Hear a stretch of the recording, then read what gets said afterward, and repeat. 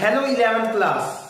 In previous lecture, we have discussed accounting cycle, format of journal and double entry system. Today we will continue from last topic double entry system, जिसमें हमने बात की थी according to this system every financial transaction affects at least two accounts in opposite directions. Directions पे हमने बात की थी debit side and credit side. Two directions होती हैं हमारे पास, in which one is debit side and second is credit side. Okay, at least two accounts in opposite directions in which one is debited and another is credited. ये हम previous class में discuss कर चुके हैं. तो आज का जो हमारा टॉपिक है वो है types of accounts. Types of accounts में अगर मैं बात करूं, there are three types of accounts.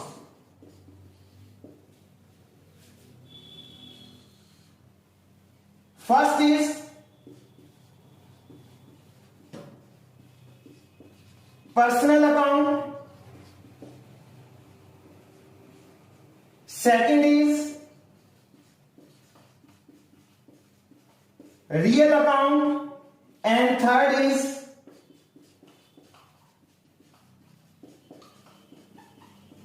Nominal account. जैसा कि आपने फॉर्मेट ऑफ जर्नल में देखा था कि हर एक ट्रांजैक्शन के लिए मिनिमम टू अकाउंट्स ओपन होते हैं, एक डेबिट और जो दूसरा क्रेडिट.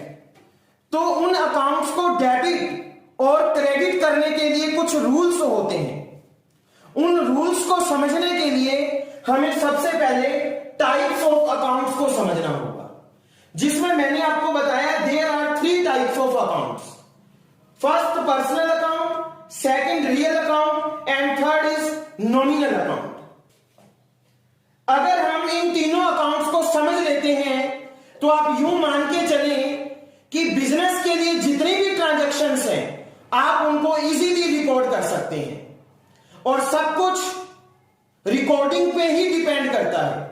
अगर हम रिकॉर्डिंग करना सीख लेंगे तो क्लासिफिकेशन बड़ा इजीली हम कर सकते हैं, और उसके बाद समराइजिंग और ऐसे जितने भी आगे प्रोसेस के अंदर स्टेप्स हैं वो हम इजीली समझ सकते हैं. तो सबसे पहले हमें इन तीनों अकाउंट्स के अंदर आने वाली आइटम्स को समझना है और फिर उनके ऊपर जो अकाउंटिंग रूल्स हैं उनको समझना है. क्लियर है बेटा सभी को? तो सबसे पहले हम बात करेंगे पर्सनल अकाउंट पे. पर्सनल अकाउंट में भी आगे थ्री टाइप्स हैं, यहां पे आपको ध्यान देना है.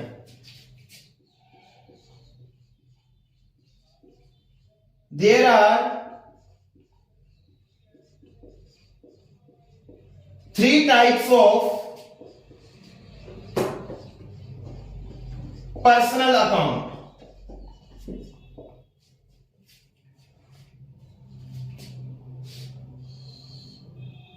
First is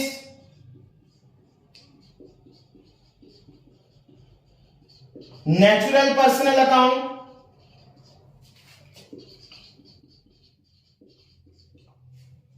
Second is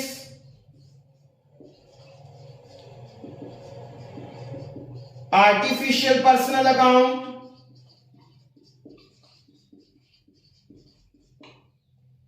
And third is representative personal account.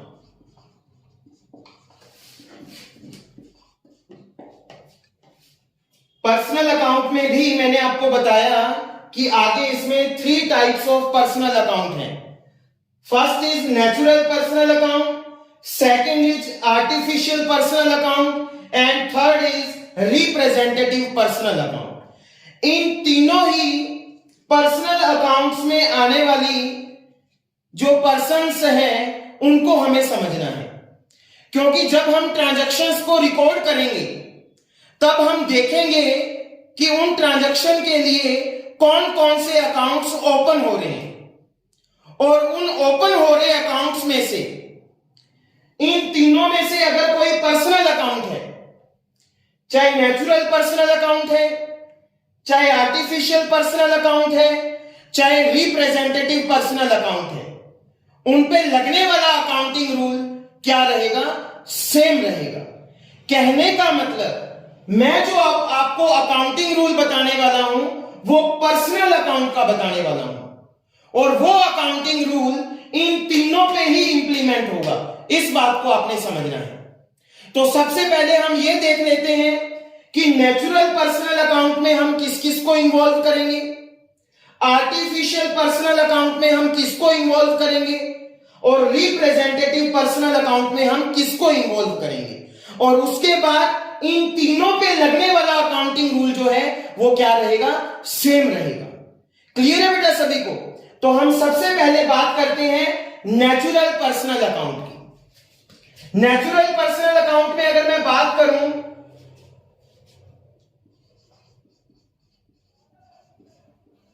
Accounts of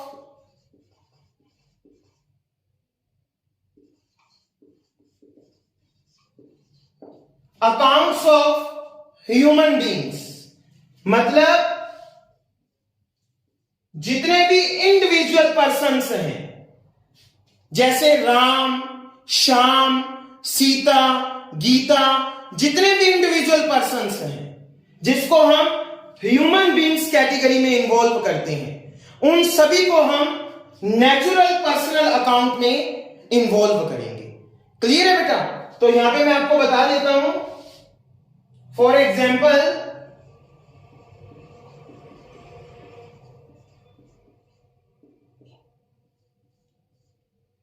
Ram, Shyam, Sita, Nirmala, ऐसे जितने भी नाम आप जानते हैं, अगर आप किसी भी ट्रांजैक्शन में अगर ह्यूमन बीइंग्स से रिलेटेड किसी भी पर्सन को देखते हैं तो उसको आप नेचुरल पर्सनल अकाउंट में इन्वॉल्व करेंगे। क्लियर है बेटा सभी को? अब हम बात करेंगे आर्टिफिशियल पर्सनल अकाउंट की।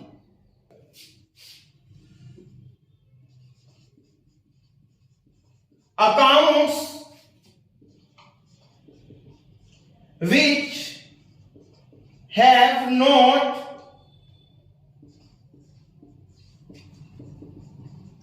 physical existence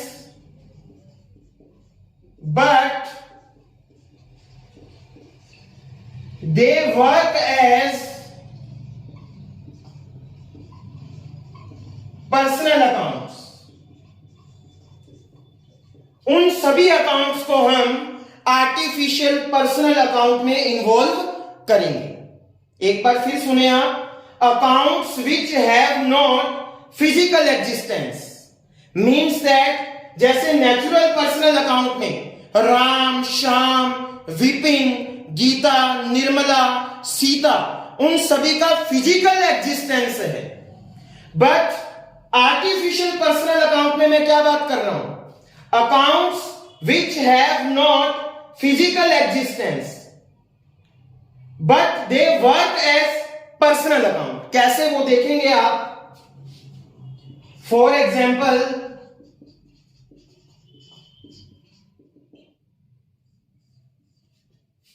bank,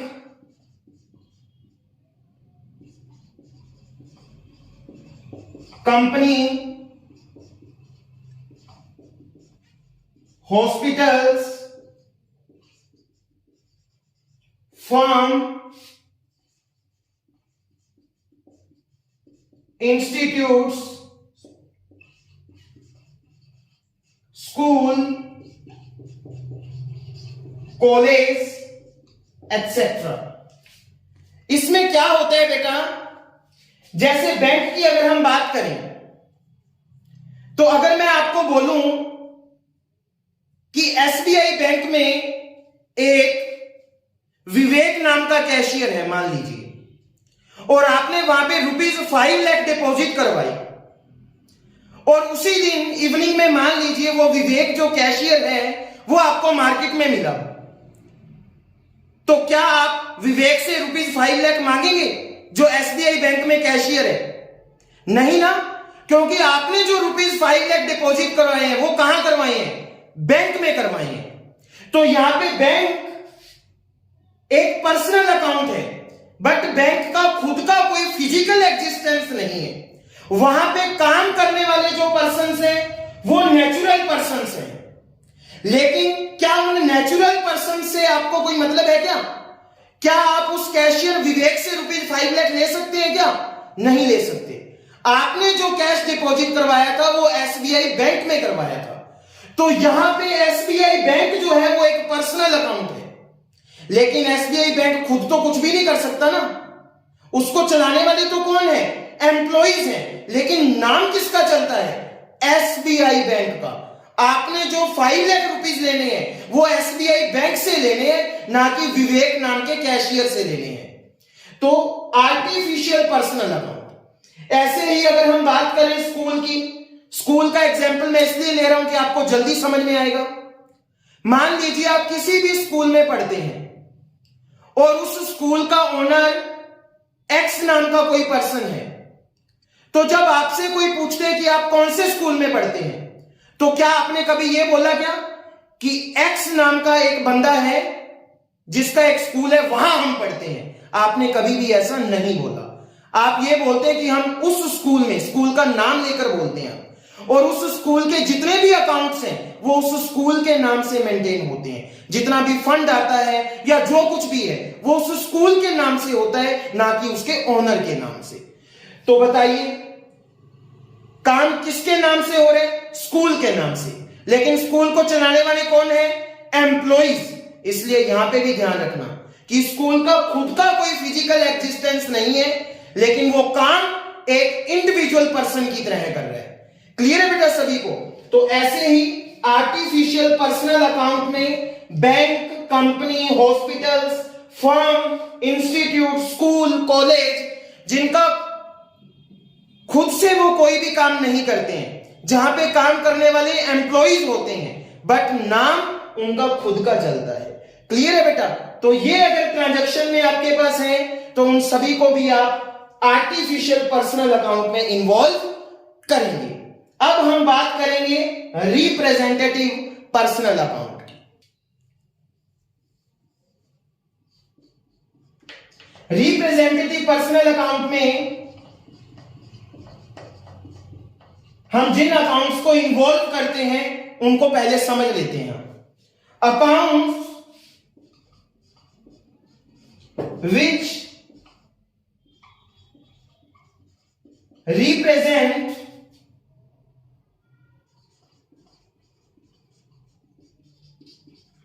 a particular person or a group of person।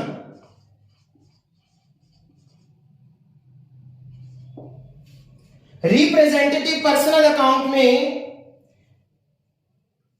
ऐसे अकाउंट्स जो किसी एक पर्टिकुलर पर्सन या फिर एक ग्रुप ऑफ पर्सन को अगर रिप्रेजेंट करते हैं तो उन सभी को हम रिप्रेजेंटेटिव पर्सनल अकाउंट में इन्वॉल्व करेंगे। रिप्रेजेंटेटिव पर्सनल अकाउंट में जो अकाउंट्स हम इन्वॉल्व करते हैं उनके जो नेम है वो तो हम अभी डिस्कस कर लेते हैं, लेकिन वो क्लियर आपको तब होगा जब हम उनसे रिलेटेड ट्रांजैक्शंस को रिकॉर्ड करेंगे। तो अभी आप सिर्फ ये समझ लें कि रिप्रेजेंटेटिव पर्सनल अकाउंट में कौन कौन से अकाउंट्स हैं जिनको हम इन्वॉल्व करते हैं, उनके नेम हम अभी डिस्कस कर लेते हैं, लेकिन उनको क्लियर करेंगे जब हम ट्रांजैक्शंस को रिकॉर्ड करेंगे, क्योंकि प्रैक्टिकली जब हम इसको करेंगे तब आपको बड़ा ही जल्दी समझ में आएगा, क्योंकि अभी तो हमने किसी भी ट्रांजैक्शन को रिकॉर्ड करना नहीं सीखा है। तो हम जैसे जैसे उस लेवल पे पहुंचेंगे तब मैं आपको बताऊंगा कि वो रिप्रेजेंटेटिव पर्सनल अकाउंट कैसे हैं। तो अभी हम सिर्फ उनके जो नेम है उनको डिस्कस कर लेते हैं। तो मेनली जो है इसमें वो 4 रिप्रेजेंटेटिव पर्सनल अकाउंट्स हैं, जिनमें से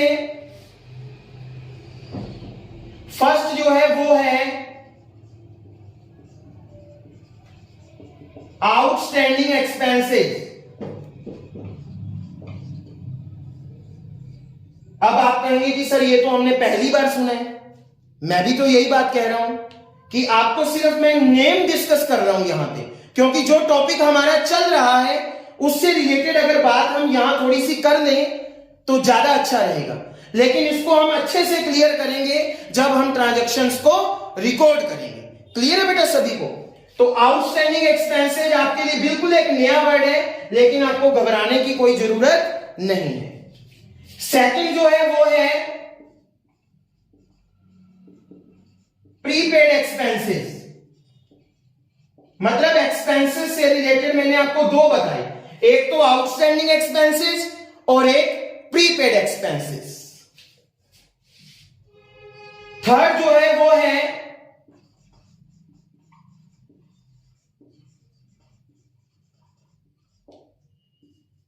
एक्रूड इनकम। इनकम के लिए बात कर रहे हैं, एक्रूड इनकम। ये भी आपके लिए बिल्कुल नया वर्ड है, बट कोई बात नहीं, बाद में हम इन पे अच्छे से डिस्कस करेंगे। और लास्ट जो है वो है अनअर्न्ड इनकम।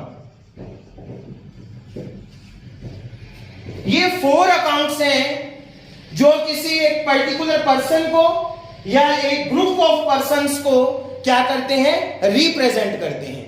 तो करते तो किसी इंडिविजुअल पर्संस को ही रिप्रेजेंट है ना, तो पर्सनल अकाउंट में तो रहेंगे ही, लेकिन पर्सनल अकाउंट के भी आगे अगर हम कैटेगरी की बात करें तो रिप्रेजेंटेटिव पर्सनल अकाउंट में इन चारों को हम रखते हैं। यह बात क्लियर है बेटा सभी को? अब हम बात करेंगे अकाउंटिंग रूल की। तो अकाउंटिंग रूल मैं बता रहा हूं आपको किसका, पर्सनल अकाउंट का। तो जब मैं पर्सनल अकाउंट का रूल आपको बता रहा हूं तो वो नेचुरल पर्सनल अकाउंट पे भी अप्लाई होगा, आर्टिफिशियल पर्सनल अकाउंट पे भी अप्लाई होगा और रिप्रेजेंटेटिव पर्सनल अकाउंट पे भी अप्लाई होगा। तो अकाउंट्स बड़ी इजी है। आपने देखा कितने सारे अकाउंट्स इसके अंदर ओपन हो रहे हैं। 4 अकाउंट्स तो आपके ओपन हो रहे हैं किसमें, रिप्रेजेंटेटिव में। आर्टिफिशियल पर्सनल अकाउंट में भी मैंने बहुत सारे आपको बताए, bank, institute, school, hospital, college, कितने सारे अकाउंट हो गए। और नेचुरल पर्सनल अकाउंट में जितने भी नाम आप जानते हो और आपके बिजनेस में वो डील कर रहे हैं आपके साथ, तो कितने अकाउंट्स हैं, कितने लोगों के साथ आपकी डील होती होगी, तो उन सभी पे एक ही अकाउंटिंग रूल लगेगा। और वो अकाउंटिंग रूल हम अभी इसको समझ लेते हैं, और इसके साथ ही हमारा जो पर्सनल अकाउंट वाला टॉपिक है वो बिल्कुल क्लियर हो जाएगा। Okay students,